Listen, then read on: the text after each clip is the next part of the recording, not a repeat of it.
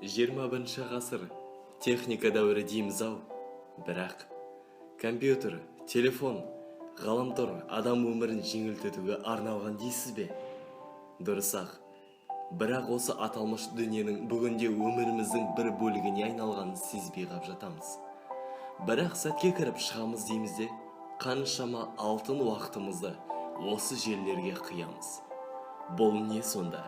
Қоғамдағы дерт пе, індет пе? Осы телефон салдарынан қаншама адамдарды ажал құшып жатса да, неге біз оған тәуелді болып жүрміз?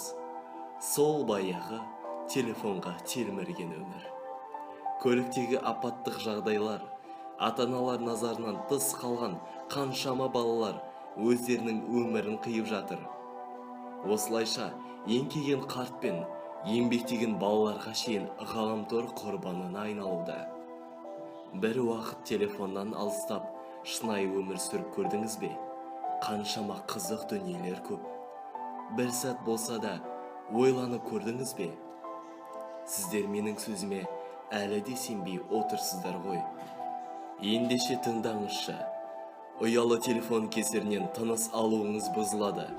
Тіпті телефон сіздің күш қуатыңызды өзіне тартып алып жатқанын білмейсіз ау. Сол үшін де жүйке ауруларына шалдығу қаупі артады. Ақ қан ауруы не деген ауыр естілетін сөз. Бірақ бұл шындық. Тағы да сол телефонның кесірі. Дүниені бір сәт көрмей қалғаннан артық қандай қорқыныш бар? Зағип өмірде ұялы телефоннан келетін зардап. Ең сорақысы қателі месігіне шалдығу.